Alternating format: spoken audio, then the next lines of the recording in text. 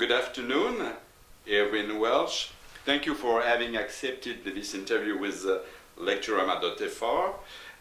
We would like to ask you a few questions regarding your most recent book, The Blade Artist. Yeah. L'artiste au couteau, published by Éditions Au Diable Vauvert. This book is about love, violence, but also redemption. Can we say it is the story following Trainspotting? One of them, yeah. I mean, there's been a few of them really, but it follows one of the characters from Trainspotting, Frank Begbie, who's a nutter, basically. Who's very much a dead character to me. He didn't have any function other than just as a violent kind of drunken interlude, basically. And he'd become a bit of a comic interlude to me. He wasn't really working as a character anymore. He was dramatically dead. His journey could either just be prison or death, basically. So I resurrected him by transforming him, really. I made him into I made his life change. And he got to the, like it does for a lot of people in their 40s when they realise they're in the last chance saloon to change their life dramatically. And he changed his life by, the way people do change their life through art and through love. So I just threw loads of art and loads of love at the character and put him in a nicer, different environment in California. And he's kind of thrived in that environment. But then I thought, well, it's a transformation, but it's kind of quite boring. I've got to set him some tests.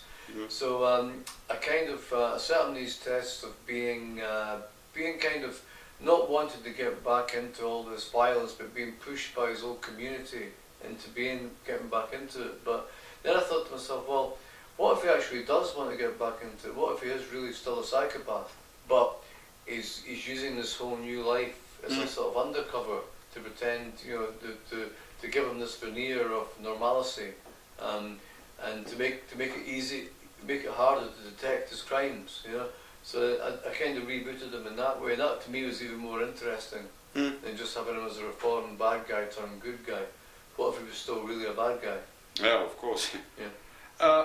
How did you get the idea for this book, for your book?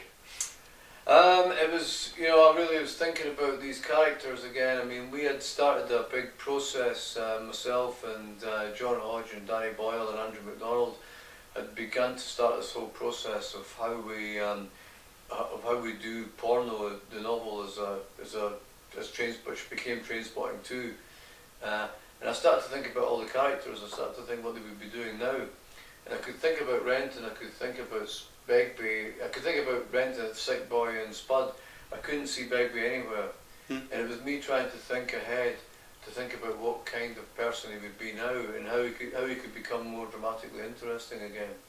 So it's a stretch, and I had to take liberties, but you do that in fiction anyway. It's called fiction because it is fiction. It's made up basically, and there are no real rules. You can get away with anything, and it is a bit of a stretch of credibility to see Begbie kind of reformed in that way. But it does happen. I mean, people do reform, so it's not out with the bounds of possibility. How long did it take to write this book? This one was quite quick, as I remember. I mean, I think I knocked it off in about 6 months. I just kind of sat down and tore through it, really. Right, it's quite quick, Yeah.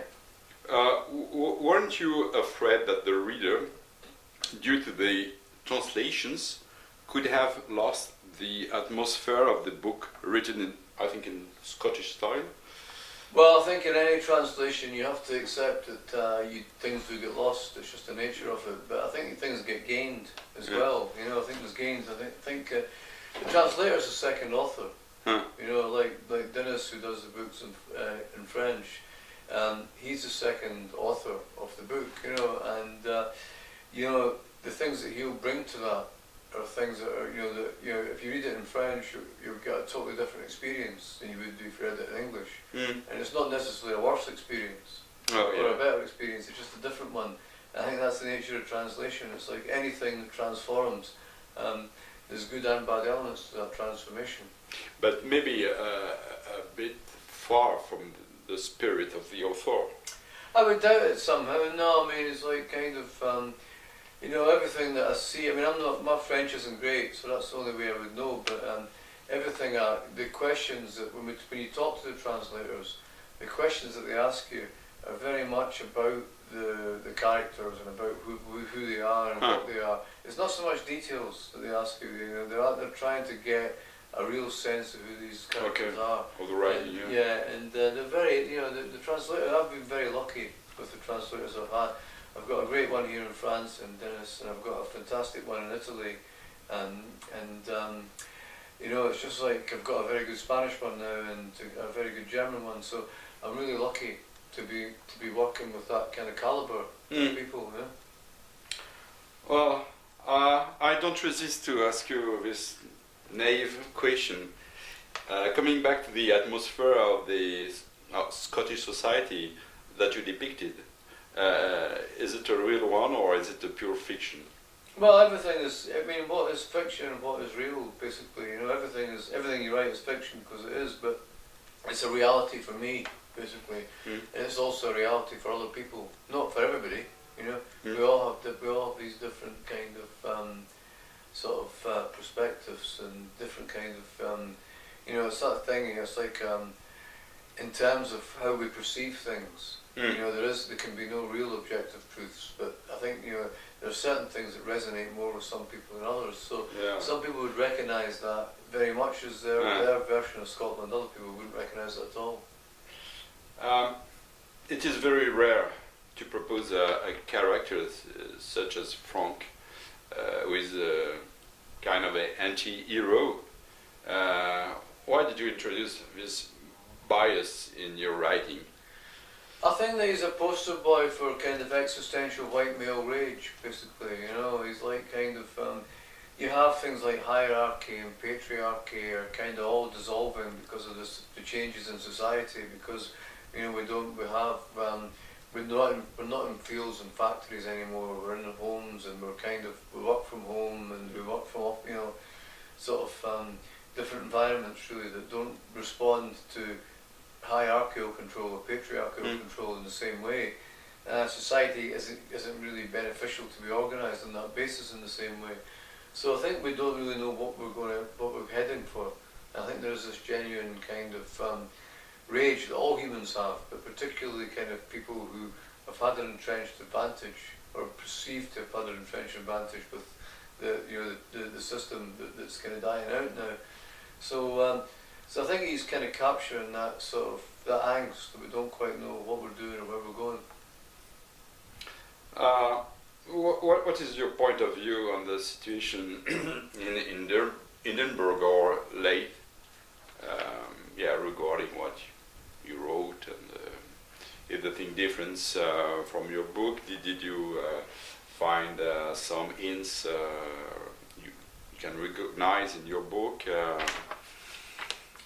I mean, I think that really it's like, I mean, Begbie's looking at things very much through the eyes of an alien now. He's looking at it from from a perspective outside it, and he's looking in and he's seeing a place that seems to him to be, he's seeing it through a very jaundiced eye. He hates where he's come from now. He used to love it, now he hates it. And he's looking at it in a very disparaging way. So we're seeing the whole place through his point of view. I mean, he's not really seeing all the changes and the newness in the trams and all that. He's just seeing people being morbidly obese and still drunk and taking drugs and kind of, you know, he's seeing a lot of negative changes because he's looking at it through negative eyes, basically. But I think there's a lot of positive changes as well. So, to end this interview, what are your next projects? I have a novel that I'm doing now that I've just finished the first draft of, which is about Vegas. It's about the Vegas shooting, and it starts off with a mass shooting in Vegas. And it's how the characters that are involved in that, fictitious characters, are affected by it. There's 2 movies in the UK that we've almost financed that we're hoping to shoot, one this year and one next year. There's 4 different TV projects in America that are kind of going down the line, and we're trying to do some more stage work basically as well. You know, so very busy in all different corners. I can see that. Okay, thank you, Irvine, for that. Thank you very much. Thank you very much.